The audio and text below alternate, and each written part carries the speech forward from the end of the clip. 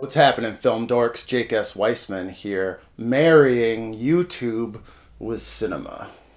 Mwah.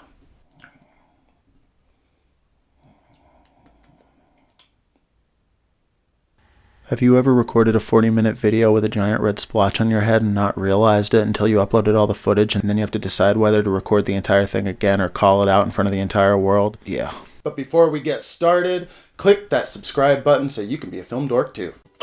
Jake, where have you been? Skip.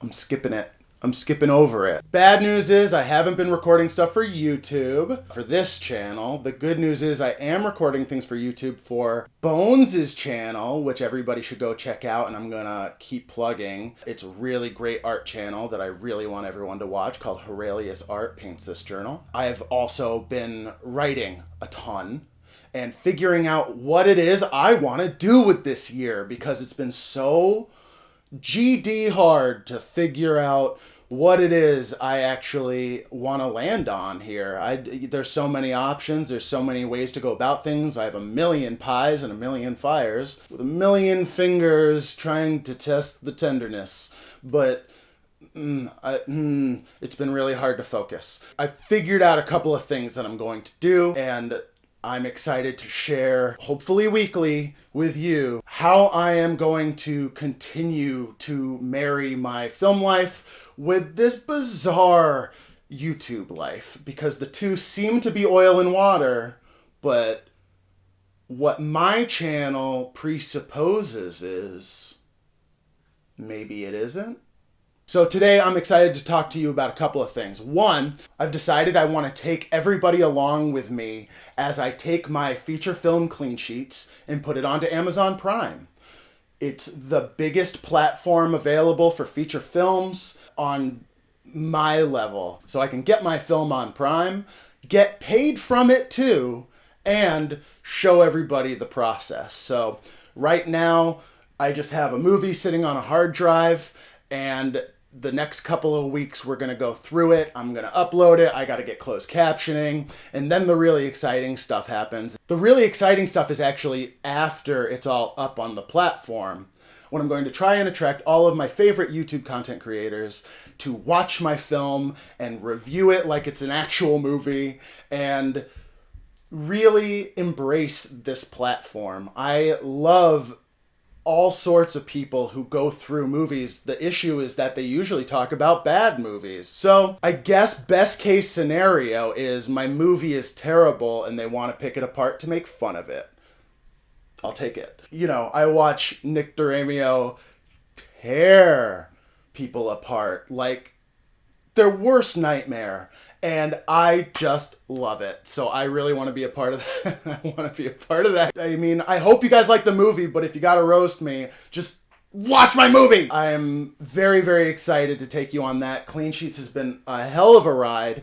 At some point during all this, I would love to do a film commentary or even a behind the scenes where I just tell you the entire story, because it's one of those stories that took forever to make. The whole point was that it was supposed to be a short movie to make, and it took me years. So I would like to tell that story. In the meantime, my buddy Luke just brought back this podcast that he hosted me on where we talk about clean sheets and we talk about just that. And it's a really, really sweet podcast. He posted it December 2019. No, that's when we filmed it. So the beginning of this whole cough mess. And I hadn't listened to it since. The more I share clean sheets with everybody, hopefully the more you'll want to listen to how it was made. You can watch the first chapter of it right here on YouTube. I will put a link to it at the end just to get your beak wet. Got to get a little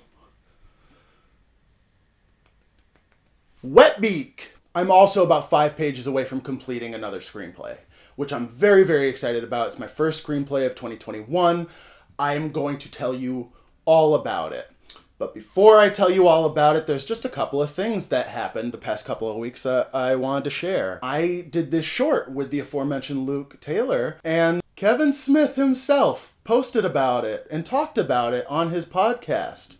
How cool is that? If I would have told 15-year-old me that this would have happened, forget it. Congratulations everybody involved with Break and Winnie and Charlotte. Oh, chuffed. quite chuffed. I was lucky enough to have some conversations, be interviewed on a couple of different podcasts, in addition to this older Bad Movie Brunch episode. One of them was from Miss Amber LeMay. What a fun time. I definitely suggest you watch this video. I'll put a link below. And the other one, I was invited to Nate Waters and Kevin R. Brooks' podcast, horror podcast, Those Who Remain, to talk about Ari Aster, Hereditary, and Midsommar. And I had a ball. Definitely, if you're interested, check those guys out. Amber is lovely. Nate is lovely. I had a great time with both of them. I just have such a good time talking.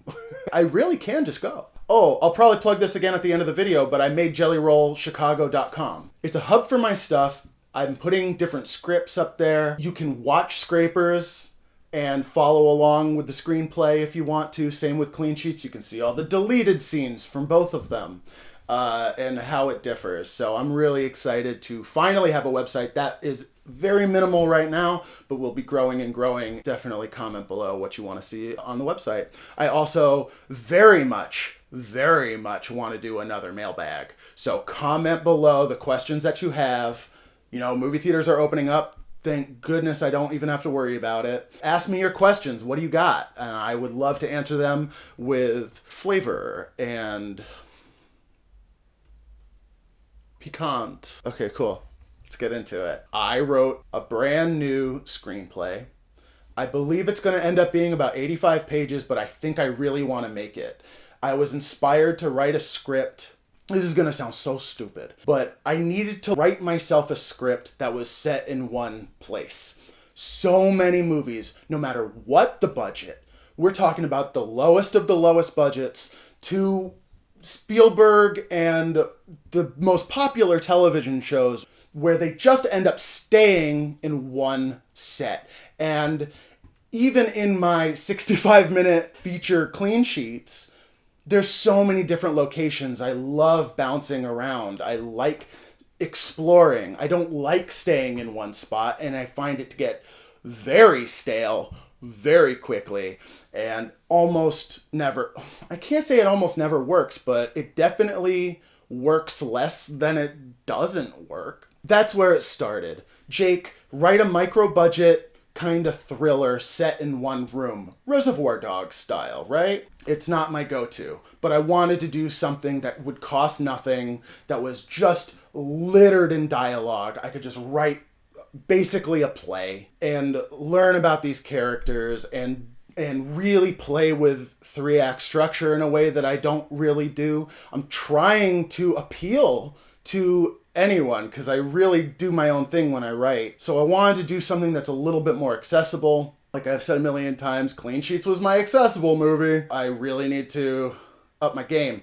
So, set in one room, cool kind of thriller with lots and lots of dialogue that it will capture my attention. It needs to capture my attention first. If it captures my attention, hopefully it'll capture someone else's. There's always going to be people who don't mess with your stuff. That's fine. You have to like your stuff. That's the best place to start. What do you want to spend your time writing? Because you're going to be spending some time writing it. I really loved everything that I put together for this script, so it really came out. I had been playing with a couple of different types of thrillers set here in the flatlands of Illinois, and nothing was really coming together. I have a lot of stray pages, and then finally it all came together with this. So, set in one room, very micro budget, tons of dialogue, lots of acting, lots of subtext, and also playing with 3-act structure. Actually having a 3-act structure, trying to do some twists and turns. It's still hard for me to come up with a log line.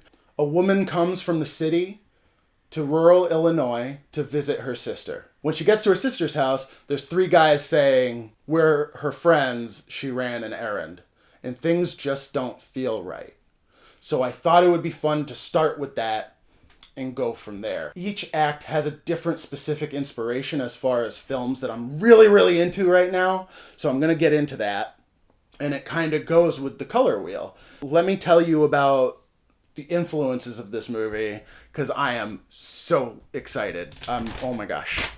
Oh my gosh. The first act, I watched this movie called Wake in Fright. It's a 1970s Australian exploitation film. I've been slowly getting into Ozploitation, seeing here and there. You know, Mad Max is a big example of it, the first one. These 70s movies just celebrating Australia. I've been watching these later ones too, like The Proposition. Wow! Wow!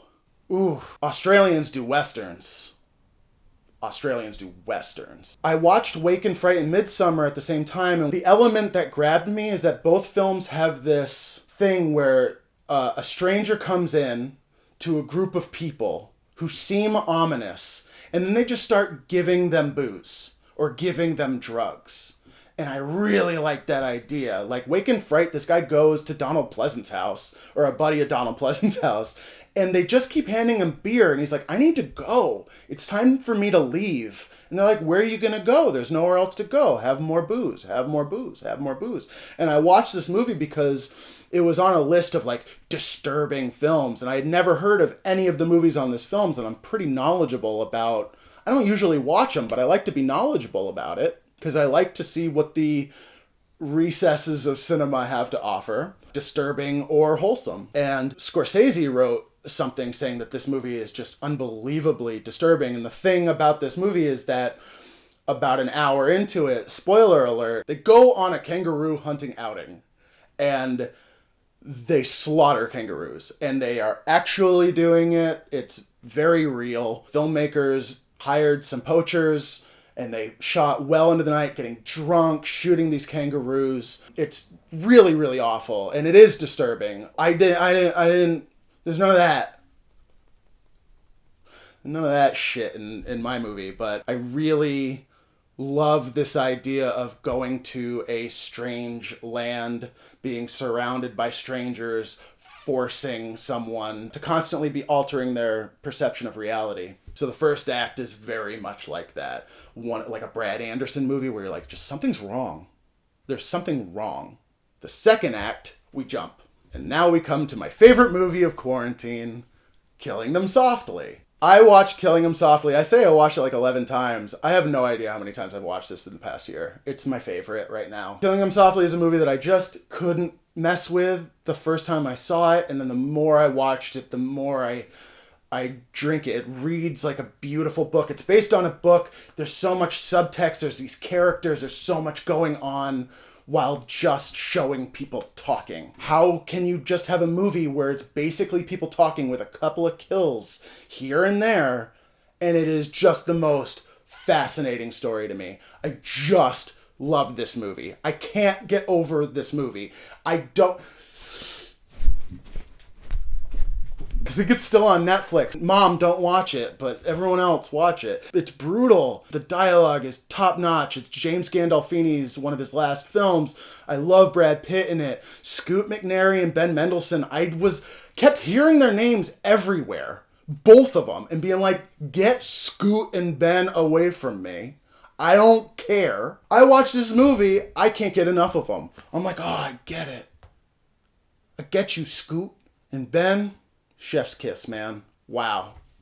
And then I finally got myself to watch Animal Kingdom. Australia, I'm coming for you, because you guys, wow! Which then brings me to the third act, which is completely inspired by Park Chan-wook's Vengeance trilogy, South Korean horror thriller. Anyone who knows me knows that I've been obsessed with these movies for the past decade. Yeah, that guy from Parasite that you love has been a phenomenal actor for 20 years. Longer. He's been known. He's like the Korean, but I don't think he's a dickhead. So maybe he's like the Korean Tom Hanks. He's the Korean Tom Hanks. These movies introduced me to the concept of South Korean films, which is this. Wherever you think the story is going to go, by the end, they will get there by minute 20. And these are 2.5 hour long movies.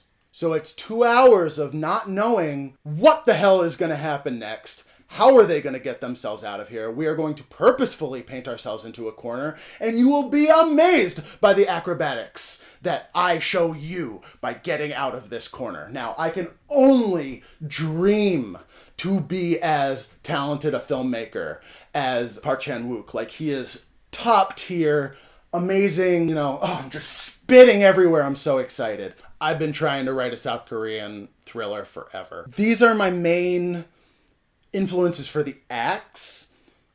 In between those, there are things like Kevin Smith's Red State. Gotta bring him back. He said when he was writing Red State, every time he got bored, he just took a left instead of a right. And I really tried to hone that in. If I was getting bored, I would just start writing something that I wanted to write, and it would come together. This draft is so far pretty good. I don't know what I'm going to have to change, but thank you, Kev, for that. And again, Reservoir Dogs, in terms of, I think that's my favorite movie that's pretty much set in one spot. I really like that movie. It's a big deal to me. No matter what the flaws are, I saw it at an age where that's it. No matter how I feel about it now, it was 16-year-old me's like top 3 movie, And then the whole project has a fine lacquer of Mother Goose and Grimm's Fairy Tales. It was so much fun. That makes this story lean a little more clean sheets than it does Scrapers in terms of the character names. We have more fun with character names. There's so many allusions to different Mother Goose nursery rhymes, different fairy tales that I really, really like. Because fairy tales are so dark, it really lends itself to this kind of a movie. And I got to do some twisting and retelling of some popular, everyone knows Hansel and Gretel, but have they heard it this way? Can I write Hansel and Gretel in a way that someone's like, come on, I thought I did okay, you tell me. And so that's why I ended up calling this script She Paints Roses, a Midwestern Fairy Tale. She paints roses, an allusion to the Queen of Hearts in Alice in Wonderland. I thought it was kind of like a cool way of saying she cuts heads off. We'll see how it all plays out. Again, this is just the first draft, but I'm really, really pleased with it. And I think this is the movie I'm going to try and make. So I'm going to keep talking about it as we go along. When the script is done, I'll tell you all the plot points. I'll tell you all about the characters. I'll tell you the actors that I want in there. Hopefully this whets your appetite a little bit to follow the story. And I'm working on the tail end of the process, and I'm at the very beginning of the process. So I'm really excited to go all along with everybody here. It's really, really, really exciting. Shout outs. Shout out to anyone who tried to call me since November. I finally have a phone again. So if you've been missing me and thinking I'm dead, give me a ring, tell me who you are, and we'll right this wrong. Other special shout outs. Dakota and Animal City, go listen to Animal City now. Sean, Nether Friends, go listen to Nether Friends now. Bones, thank you so much. Check out Bones' YouTube channel. It is so cool. Watch this right now. That was so cool. I'm having a ball editing those. Everybody watch them. Watch my features on Prime. Watch my videos on YouTube. Hang out with me on Twitch. And I will see you in the future.